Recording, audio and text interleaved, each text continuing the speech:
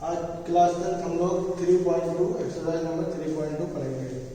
हम लोग अभी तक आलेख खींचना जान गए हैं और अगर हमें दो समीकरण दिया हो, रैखिक समीकरण दिया हो दो चर वाले, तो हम लोग उस दोनों समीकरण को एक ही ग्राफ पे आलेख खींच के दिखा सकते हैं। हम लोग ये एक्सरसाइज 3.1 में पढ़ चुके हैं और 9th क्लास में भी आप पढ़ चुके थे कि आलेख कैसे खींचा जाता है। अब हम लोग आते हैं कि अगर दो समीकरण है तो उन दोनों समीकरण के जो हल होंगे वो किस टाइप के होंगे, ठीक है, किस टाइप के होंगे ये जानने के लिए हमें दो विधि हमें पता है कि दो विधि से हम लोग इसको निकाल सकते हैं। पहला जो विधि है वो है ग्राफीय विधि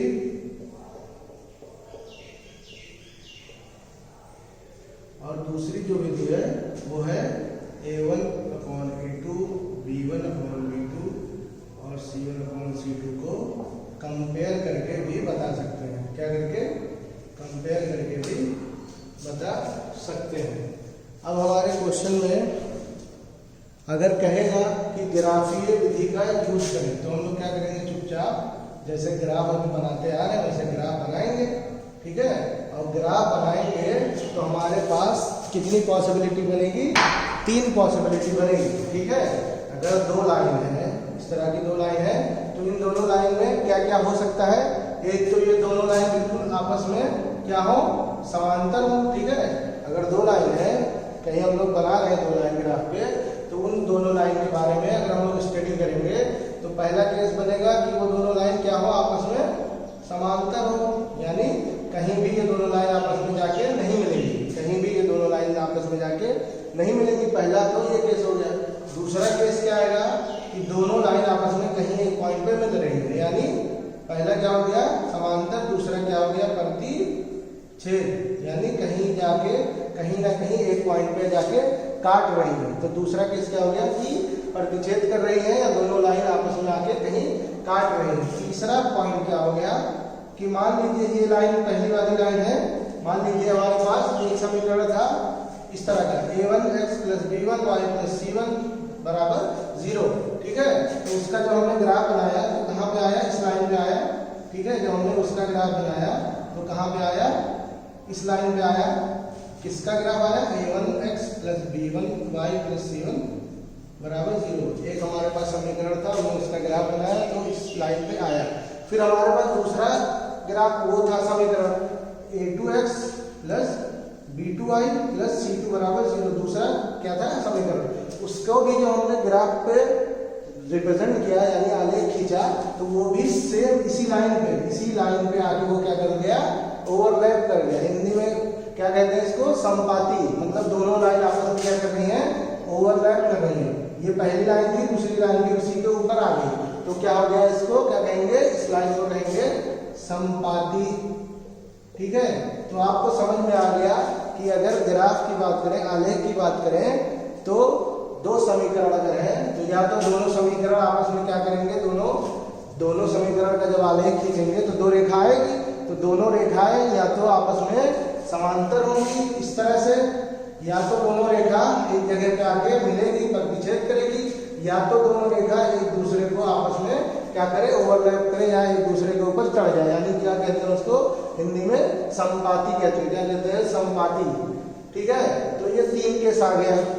अब अगर हमें कहे, क्या कहे क्वेश्चन में, ये तो समझ में आ गया होगा ना कि ग्राफ जब बनाएंगे तो या तो लाइन आपस में, क्योंकि ग्राफ जब बनाएंगे तो क्या बनेगा, रैखिक है तो क्या बनेगा, लाइन बिल्कुल स्ट्रेट लाइन बनेगी। तो दो स्ट्रेट लाइन बनेगी तो दोनों स्ट्रेट लाइन या तो आपस में कहीं काटेगा, अगर काटेगा तो उसको क्या कहते हैं, प्रतिच्छेद। अगर जो है दोनों समांतर हो गया तो क्या कहेंगे, समांतर रेखा। और अगर ओवरलैप करेंगे तो क्या कहेंगे हम लोग उसको, समपाती। क्या कहेंगे उसको, समपाती।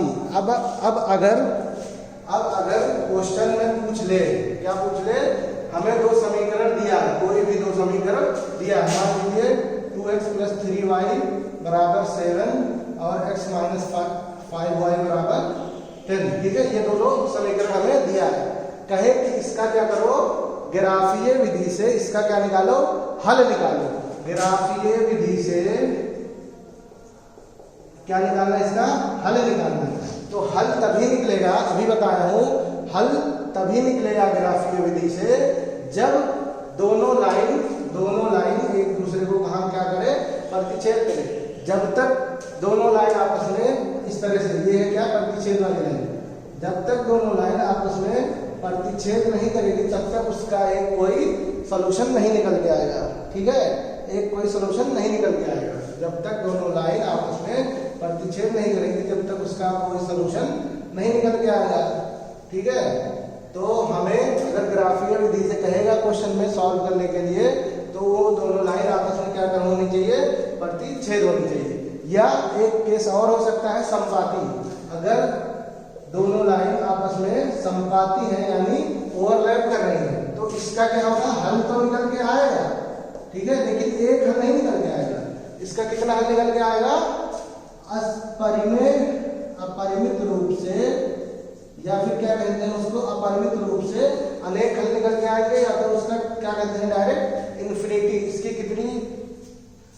इसके कितने वो होंगे, क्या कहते हैं हल, जब संपाती होंगे दोनों लाइन तो उसका हल क्या हो जाएगा, इन्फिनिटी हो जाएगा। क्यों इन्फिनिटी होगा, ये हम लोग अगले टॉपिक में पढ़ेंगे, अगले लेक्चर में पढ़ेंगे।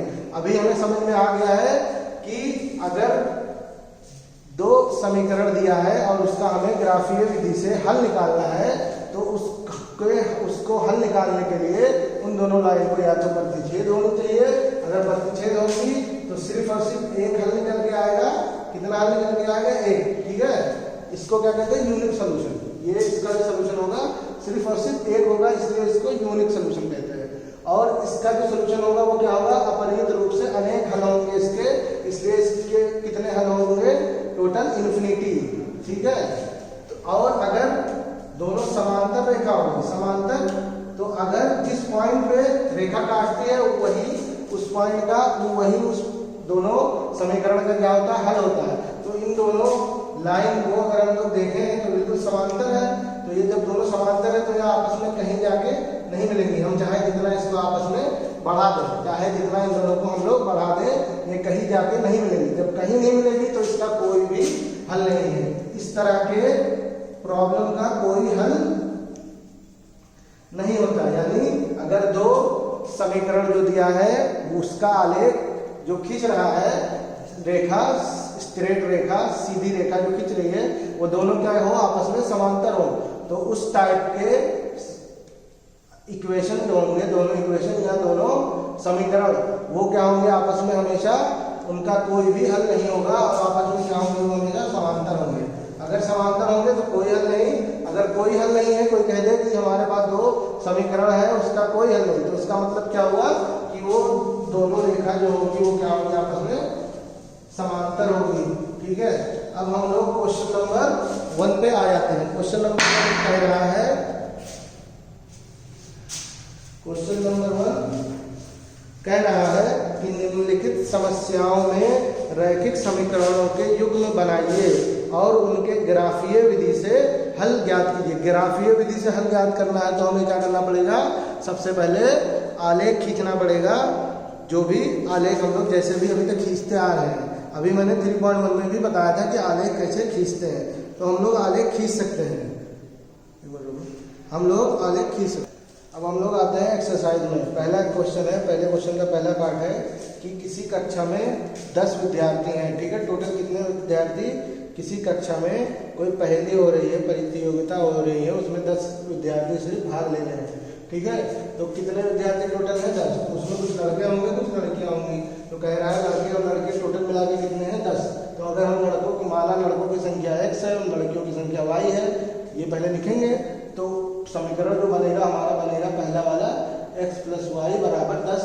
ठीक है, अकॉर्डिंग टू क्वेश्चन हम लोग क्या करेंगे, पहला समीकरण बनाएंगे, दोनों को जब जोड़ेंगे तो 10 आ रहा है तो 10 लिख देंगे।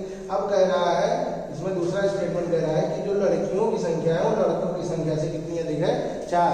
मान लीजिए लड़कियों की संख्या लड़कों की संख्या से 4 अधिक है। मान लीजिए कितना है, ऐसे एग्जाम्पल मैं ले रहा हूं कि 6 है। ठीक है, और ये कितना है, 4 अधिक है। इसका मतलब ये कितना होना चाहिए, हमेशा कम होना चाहिए ना। लड़कियों की संख्या जब ज्यादा है तो ये कितना होगा, हमेशा कम होगा। तो ये जब कम है तो इसमें हम जोड़ेंगे तभी तो ये दोनों बराबर आएगा। ठीक है। तो जो कम होता है उसी में हम लोग तोड़ते हैं, या जो कम होता है उसी में अगर दुगना या तिगुना की बात करेगा तो जो कम होता है उसी में हम लोग 2 से गुणा 3 से गुणा करते हैं। इतनी बात तो सबको पता होगी, ठीक है। तो कह रहा है लड़कियों की संख्या लड़कों की संख्या से 4 अधिक है, तो हम लड़कों की संख्या में 4 जोड़ देंगे, ठीक है। तो यहाँ से हमारा दूसरा इक्वेशन आ जाएगा x - y बराबर -4। हमारे पास 2 समीकरण आ गए हैं। अब हम इन दोनों समीकरणों को क्या करेंगे, ग्राफ पे आलेख खींचेंगे, ठीक है। आलेख खींचेंगे तो 2 ही चीज हो सकता है, या तो ये इन दोनों का आलेख आपस में कहीं जाके एक जगह पे क्या करेगा, प्रतिच्छेद करेगा। जिस बिंदु पे प्रतिच्छेद करेगा वही उसका क्या हो जाएगा, हल। मान लीजिए 2,3 आया इसका हल, ठीक है। 2,3 का मतलब x की वैल्यू क्या आ गई 2, y की वैल्यू क्या आ गई 3। तो यानी लड़कों की संख्या क्या आ जाएगी 2 और लड़कियों की संख्या क्या आ जाएगी 3। मैं तो ऐसे एग्जाम्पल बता रहा हूँ, लेकिन इतना नहीं आएगा, ठीक है। तो ये क्वेश्चन हो जाएगा। इसका सेकंड पार्ट कह रहा है कि पेंसिल और पेन, कह रहा है कि 5 पेंसिल और 7 पेन का मूल, कलम का मूल 50 रुपये है। तो पेंसिल का मूल हम लोग x मान ले, पेन का मूल मान ले y हो गया। तो 5 पेंसिल है तो 5 × x, 7 कलम है तो 7 × y बराबर कितना हो जाएगा 50। इसी तरह जब 7 पेंसिल और 5 पेन खरीदेंगे तो कितना रुपया आ रहा है 46 रुपया। अब इन दोनों का आलेख खींच लेंगे। अगर आलेख नहीं काट रहा तो उसका कोई हल है। अगर दोनों के आलेख नहीं काट रहे हैं, एक दूसरे पे क्या कर रहे हैं, संपाती कर रहे हैं, तो इसके कितने हल हो जाएंगे, अनेक। और अगर समांतर हो गए तो इसका कोई भी हल नहीं है, ठीक है। तो यही ग्राफ बना के हमें हल इसका बताना है। अब हम लोग क्या करेंगे, पहला क्वेश्चन आप लोग कर सकते हैं एक्सरसाइज में 3.2 का। पहले क्वेश्चन में भी यही चीज करना है जो अभी बताया हूँ, आलेख खींच के हल बताना है। और क्वेश्चन नंबर 4 में भी आलेख खींच के हमें हल बताना है, ठीक है। तो हमारा पहला और चौथा क्वेश्चन इंशाल्लाह हो जाना चाहिए। आप लोगों का यही आज का क्या है, होमवर्क है, ठीक है। जिसको कोई दिक्कत होगी वो समझ लेगा। मैंने बताया कि जब भी आलेख खींचेंगे तो यहाँ से दोनों लाइन आपस में कटेगी तो उसको क्या कहते हैं, प्रतिच्छेद कहते हैं। अगर दोनों लाइन समांतर होगी तो उसको क्या कहते हैं, समांतर कहते हैं। कि दोनों का आलेख क्या हो रहा है, आपस में समांतर हो रहा है। और दोनों का आलेख अगर एक दूसरे के ऊपर ओवरलैप करे तो उसको क्या कहेंगे, संपाती कहेंगे। अब हम लोग अगले एक्सरसाइज में पढ़ेंगे इसके आगे।